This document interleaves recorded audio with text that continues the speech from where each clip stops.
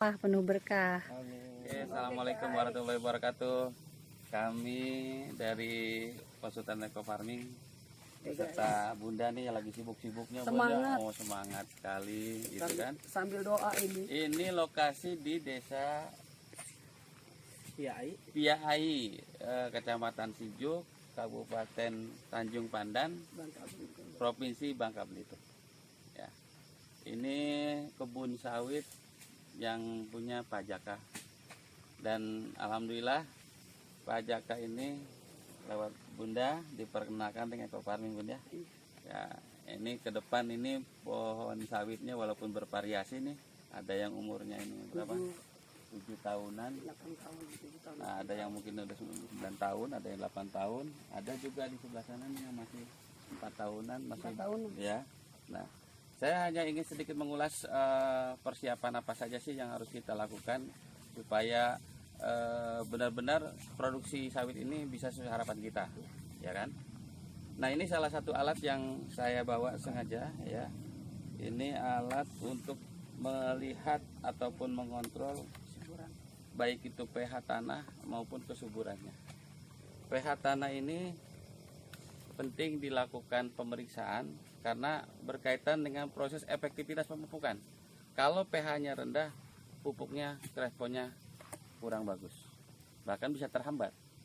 Nah, kalau pH-nya tinggi pun sama, akan terhambat juga. Nah, makanya pH yang normal yaitu angka 7. Jadi jangan kaget kalau misalnya posisinya mulai di angka 7. Karena di sini angka 7 dianggap normalnya. Nah, kita akan nanti cek pH-nya, ya, ini digeser ke sebelah paling kanan ya, gitu kan. Nah, begitupun kalau kesuburan, ini di paling kiri. Ya. Nah, kita akan coba langsung ke tanah ya di sekitar pohon ini, nanti angkanya berapa. Kita bisa akan mengukur seberapa subur.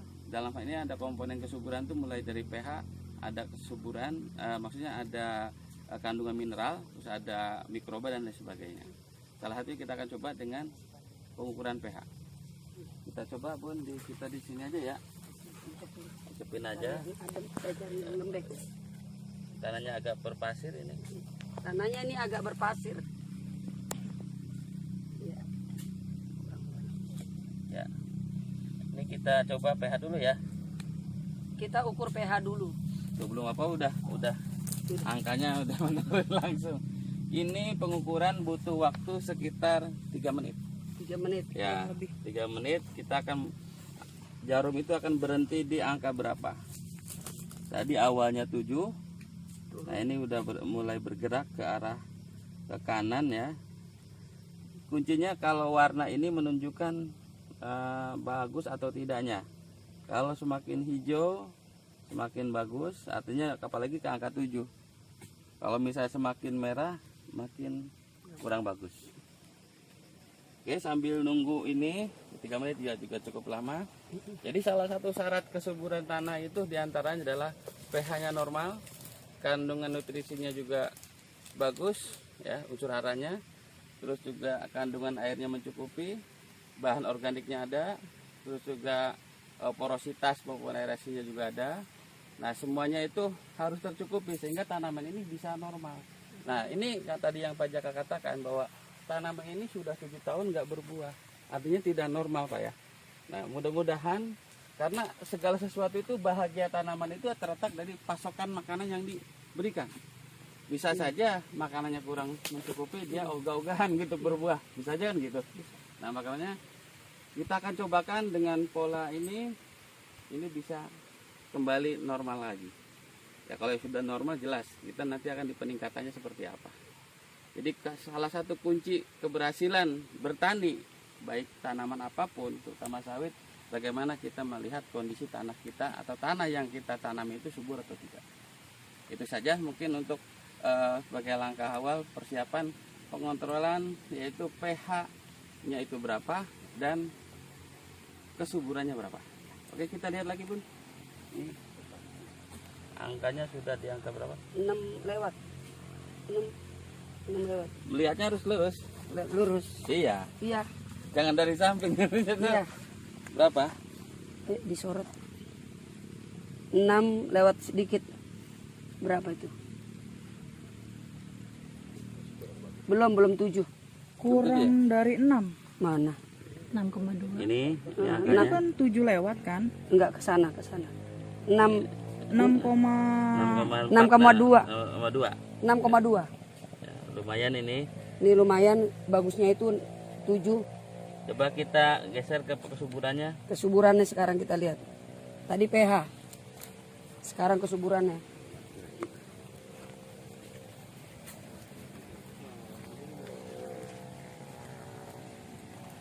Kandungan kesuburan yang dimaksud di sini adalah kandungan NPK. NPK yang di tanah itu bisa dilihat dari sini, Pak. Tanahnya NPK-nya seberapa? NPK yang sudah ada dalam tanah. Dalam tanah. Ya. Makanya kita akan bisa lihat hasilnya berapa. Salah satu untuk supaya tetap subur, selain tadi ada kandungan NPK alam yang ada di dalam tanah, juga ada pH-nya normal. Jangan lupa mikrobanya juga harus benar-benar terpelihara. Iya, sehat. Makanya mohon maaf, ini banyak petani itu seringkali tanpa disadari dengan menyemprotkan misalnya obat rumput ataupun hama dan kena tanah, matinya bakteri itu menimbulkan tanah itu makin tidak banyak yang bekerja, karena bakteri itu merupakan alat ataupun sebagai bioaktivator. Tanah akan diproses secara pelan-pelan begitu. Jadi penyemangat lah kalau bahasanya ya. Kalau ini penyemangatnya adalah bakteri. Jadi akan kelihatan tanah subur itu nanti bakterinya juga banyak. Terus-terusan menggunakan bahan kimia yang setidaknya itu akan merugikan, baik itu untuk kesuburan tanahnya terganggu, terutama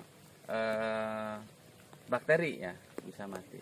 Dan ini juga menjadi satu catatan bahwa pemakaian ekofarming jangan dicampur dengan bahan kimia. Karena dengan bercampur itu sama aja mengurangi 1 poin manfaatnya. Begitu. Jadi itu dulu ya untuk sebagai pengantar. Nanti akan disambung lagi dengan proses yang lainnya. Ya. Terima kasih. Assalamualaikum warahmatullahi wabarakatuh. Ini pH-nya 5,5, 5,5, sementara Pak. tadi yang Kalau sudah di sana pakai udah eco mau farming 6 tadi. 6,2. Ada perbedaan. 5,5 5,5. tingkat kesuburan tanah yang belum menggunakan eco farming. Global tadi saya bilang. Jadi yang 5 ini untuk 83 pohon. Kalau semua ya. Untuk pertama loh, untuk dasar, karena segala satu pondasinya itu perkuat. Jadi 50 yang ini, 50. 30 nanti yang di ujung. Iya, iya, iya. Pohon iya. juga. Oke. Jadi dari 5 tub itu kan 5.000 5.000 liter, 5.000 mili atau 5 dibagi liter. 60 Kan cc. satu pohonnya ini kita untuk butuh 60. Iya. Gitu kan? 80. 83 batang atau 80 nggak masalah. Tinggal dikalikan nanti untuk penyiraman ke lubangnya untuk 4 lubang misalnya, katakanlah rata-rata per lubang 1 liter aja ya, nggak masalah. Berarti satu pohon berarti 4 liter. 4 kali 80 berapa? Hampir 500 kan? Iya. 500 liter. Nah ini sebenarnya Pak Jaka, untungnya ini pupuk ini tidak rewel Pak. Kurang-kurang nggak masalah, lebih pun lebih bagus gitu.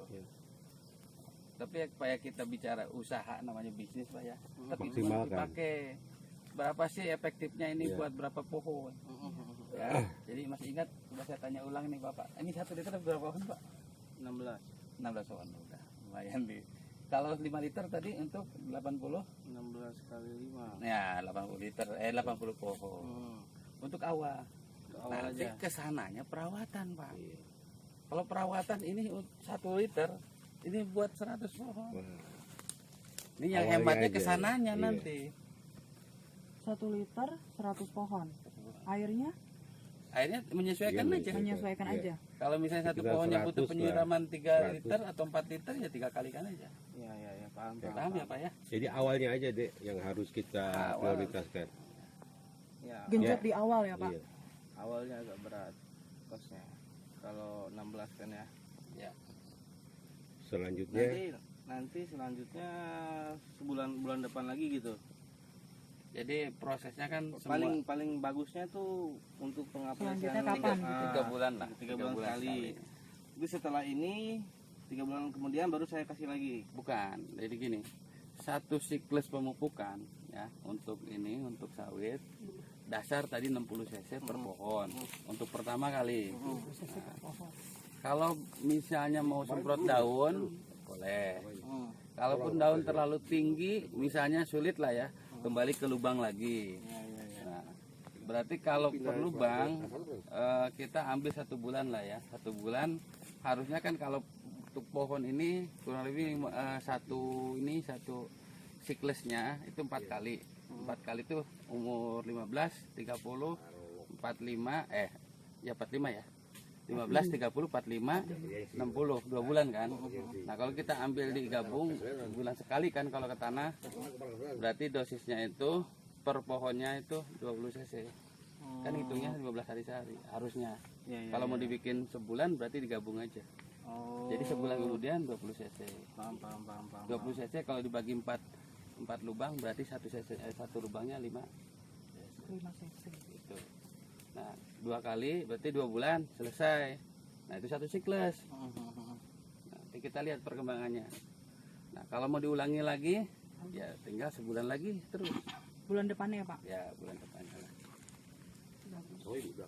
Nanti Pak intinya gini, kalau kita kan juga memantau nih hasil ya, pasti ada, maksudnya ada penurunan. Ketika penurunan berarti pondasinya dibuka lagi, gitu. Kalau dia stabil berarti kita perlu perawatan aja. Tapi kalau di dalam catatan pembukuannya tuh, wah ini menurun nih, udah mulai menurun terus nih, berarti ada di sini udah mulai kurang. Kita dorong lagi tadi 60 lagi per pohon. Kasih banyak lagi. Iya. Makanya bisa aja untuk yang 60 itu pertama dan keduanya itu setelah terjadi penurunan nanti supaya bisa naik lagi. Gitu, ya. Itu doang awalnya. Iya awalnya. Itu doang awalnya. Tapi kalau memang kita targetkan, mohon maaf ya, misalnya yang jadi masalah kan bagi petani itu kalau awal itu ngitungnya paling gampang, wah ini biayanya gede. Pengeluarannya dulu. Udah panik duluan karena pengeluaran. Wah ini sekian ini kali sekian. Dia belum berhitung nanti hasilnya dapat berapa. Ya kan? Saya pernah katakan gini, memang hemat itu perlu. Tapi kalau terlalu hemat juga hasilnya tidak meningkat, ya buat apa juga. Betul gak Pak? Betul. Sekarang kembali lagi, investasi itu perlu juga persiapan optimalisasinya di mana, titik amannya berapa. Katakanlah kita di awal besar biaya, tapi kalau hasilnya lebih banyak lagi, kenapa kita berani? Saya yakin kalau mental pengusaha, investasi besar, nanti hasil lebih besar, itu akan menarik. Justru yang nggak menarik itu kalau investasi besar, hasilnya biasa-biasa aja, itu nggak menarik. Ketika petani Indonesia kebanyakan tuh, dia berhitung biaya, dia hemat-hemat, pakai pupuk asal-asalan, ya hasilnya pun ya nggak begitu Pak, karena tanaman tuh nggak bisa bohong Pak.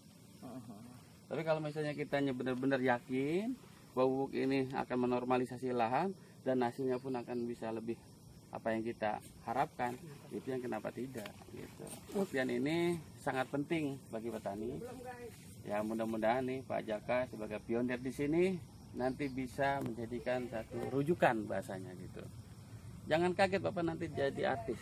Iya, siap. Banyak yang nanya nanti, Pak ini gimana ceritanya kok pohon Pak? Nah, kira-kira gitu. Bapak Ibu sekalian, kita akan membuat pengenceran untuk biopori. Jadi ini eco farming ini sudah dilarutkan berapa malam Pak? 2 malam. Nah, ini kelihatan banget aktivitasnya. Ini kan udah kenceng banget nih kalau dibuka. Ini ada ininya, gasnya. Tapi gak usah tuh, kedengeran ya. Sus gitu ya. Nah, sus. Nah, kita ini air bersih yang akan menjadi pengencer. Ini diperkirakan kalau tutup semua berapa Pak? Berapa 40 liter? 40 liter. Ini saya perkirakan sekitar 30-an lah ya, 30. Nah 30 kalau misalnya kita buat di hari 4, anggaplah nanti Pak Jaka ini rencananya mau menyiramkan per lubang itu 1 liter air eco farming. Makanya berarti satu pohon adalah 4 liter. Nah 4 liter. Sementara kita ini ada larutnya sekitar 30. 30 dibagi 4. Ya, 30 bagi 4 berapa? Anggaplah 8 ya. 8 pohon. 8 pohon. Satu pohonnya 60 kali 4 kali 8 berarti adalah 480 mili. Nah, kita ukur. Pak Jaka atau Ibu bisa bantu. 400 miliannya ke depan kamera. Nah, Pak Jaka lihat.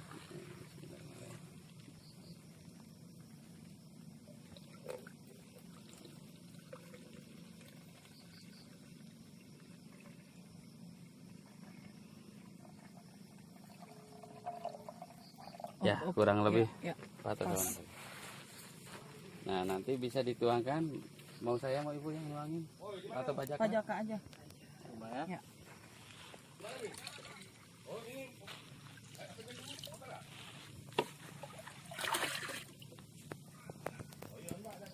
Nah, ini nanti tinggal diaduk ya, pakai apa ya ngaduknya nih? Pakai itu juga bisa, nggak apa-apa. Nggak apa-apa ya. Masuk aja tangannya, nggak apa-apa ya Pak?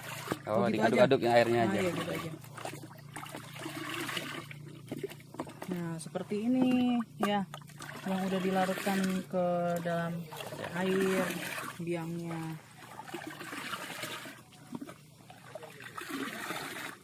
Sudah.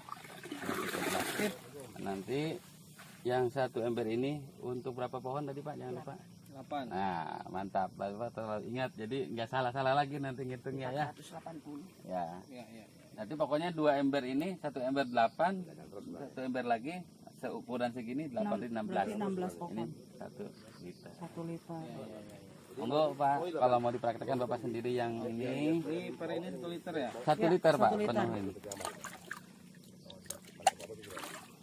Dikit lagi. Ya sebentar, ambil ke sini kameramennya. Siap. Aduh. Ini di sini ada sebelum dituangkan, ini lubang biopori ini sudah disiapkan yang namanya bahan organik berupa cacahan dari batang pisang. Batang pisang ini mengandung banyak unsur nitrogen yang tinggi. Nah, setelah ini nanti Bapak tuangkan ke sini ya, nanti isi tutup lagi. Nah, itu fermentasinya akan sempurna.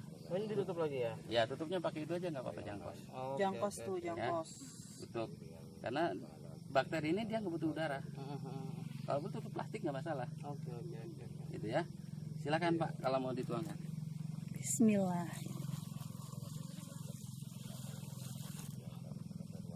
Ya, satu lubang. Mungkin Bunda mau apa namanya? Simbolik. Boleh. Simbolik Bunda juga ini. Iya. Ditutup. Oh, ditutup jangkosnya dulu. Itu jangkos ini apa ya Pak? Bekas bunga jantan. Bukan, ini udah dibanyakin sama pabrik. Dari pabrik ya? Iya. Begini ya? Ya. Ya, gitu.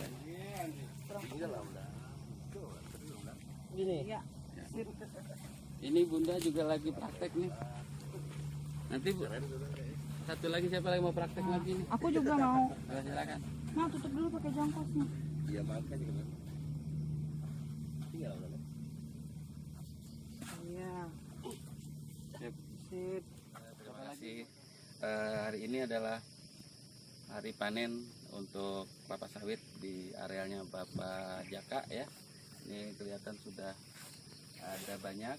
Nah, ini hasil dari pupuk kimia sebetulnya. Kita ini ke depan akan berubah ini dari sawit yang organik. Nah, sawit ini mempunyai produksi yang rutin ya setiap minggunya. Kalau tidak salah ini 2 kali dalam 1 minggu dengan luasan area sekitar 70 hektar. Ini milik pribadi, bukan perusahaan, dan karyawannya cuma 2 atau 3 orang. Nah, hasil panen ini nanti akan dikirim ke pabrikan dan nanti dari armada pabrikan akan membawa ini semua. Nah, untuk diproses seperti biasa di pabrikan akan dijadikan banyak ya CPO dan sebagainya. Satu hal yang menjadi kerjasama lah boleh dikatakan kerjasama ketika ini si pemilik ini mengirimkan artinya menjual sawit TBS ini namanya tandan buah segar ya.